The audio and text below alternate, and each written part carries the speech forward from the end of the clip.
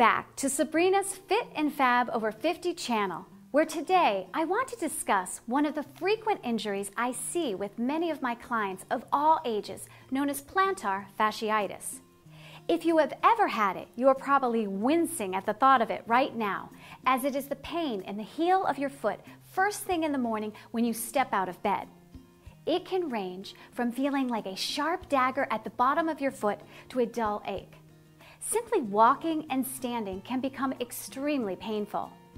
I even had a client who had it so severe that she had to walk on crutches for several weeks.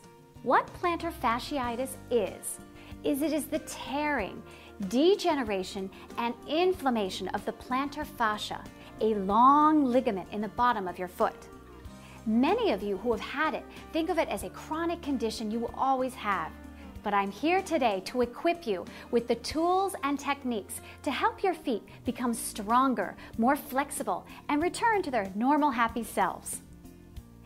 As with any condition that causes pain, you want to first make sure that you contact a foot specialist, such as an orthopedist, immediately to have him diagnose your condition.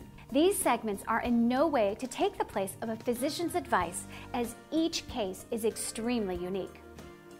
The causes of plantar fasciitis range from an abnormal motion in the feet to overpronation, which is a rolling inward of the ankle towards the floor, in combination with unsupportive shoes and overuse, which can then start microscopic tears in the fascia and start the process. Common therapies include icing, stretching, weight loss, supportive shoes, taping, orthotics, and night splints. At the first sign of pain, think RICE, which stands for rest, ice, compression, and elevation. Besides resting the feet from extreme exercises that require jumping and pounding, the top 3 remedies I'm going to focus on today to help alleviate the symptoms of plantar fasciitis are icing the sore feet, stretching using specific massage tools, and strengthening the muscles of the foot. One thing you need to be aware of that you can control is just losing weight if needed, as this puts excess stress on the tendons and ligaments at the bottom of the feet. If there are alignment issues in the foot, wearing supportive footwear or orthotics can be very helpful when appropriate.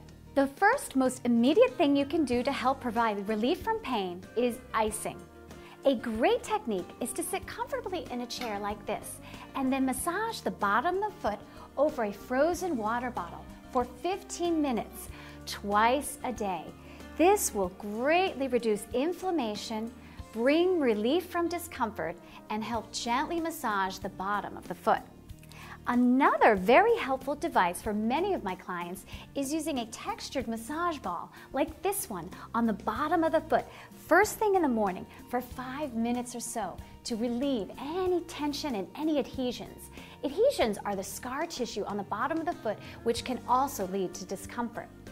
Think of it as a mini masseuse for your feet, getting into those tight spots only a textured ball like this one can reach. There is even an entire science dedicated to healing the body through specific pressure points and energy pathways in the feet known as reflexology. I now want to address the importance of stretching. This, in my opinion, is one of the most important treatments and should be performed even before stepping out of bed. Sitting upright in your bed with your legs straight out in front of you, use a yoga strap or a towel to place around your feet like this, and then gently pull the foot into a complete state of flexion as you lean with straight legs over your toes. During sleep, the foot can relax and the calf muscles tighten, causing more pain to the bottom of the foot. Tight calf muscles can also lead to the heel coming off the floor too early, which places excess stress on the fascia, causing tearing, inflammation, and pain. To increase flexibility, you want to stretch the gastrocnemius, which is your calf, and your soleus, which is a smaller muscle right below the gastrocnemius. To stretch the calf, split your stance like this and lean your body forward, using a wall for stability to stretch the back leg. While bending forward, keep the foot of the extended leg on the floor so you can feel the stretch in the calf. To stretch the area below the calf, known as the soleus, bring the back leg closer as you bend forward like this. Bring the knee of the leg you are stretching closer to the floor. Careful of your knees and don't push through pain. You want to feel it right here where the leg connects to the ankle. Hold each of these stretches for at least 30 to 60 seconds. Another massage tool, extremely helpful for relieving tension in the tightness of both the calf and hamstrings, is known as the stick. This tool is a runner's best friend as it rolls knots out of muscles, provides myofascial release, and trigger point therapy. It can also increase circulation and encourages nutrient-rich blood flow. Think of it as a toothbrush for your muscles. It can relieve pain, increase range of motion, as well as accelerate recovery. So let's get started. Sitting upright in a chair, gently work your way from just above your ankle, which is your soleus, up towards your heart and over the calf. Skip over the knee, never put pressure on the bone or joint, and start at the base of the hamstring and work up towards the glutes. For best results, your muscles should be relaxed.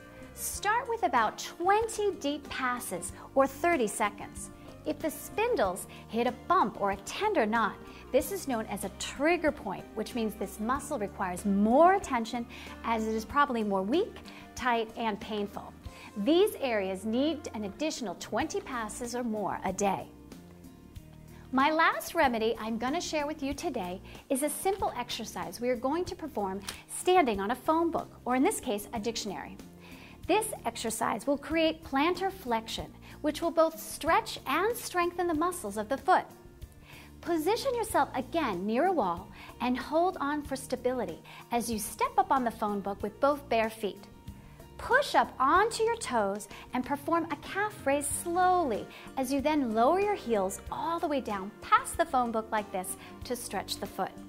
Do 12 to 15 reps and work up to 2 to 3 sets. Once you have appropriately strengthened the foot, your need for more support will decrease as your feet become stronger. If given specific orthotics, these can also be life-changing as they correct the alignment of the foot. My own mother was given all of these remedies, and she is like a new woman at age 66.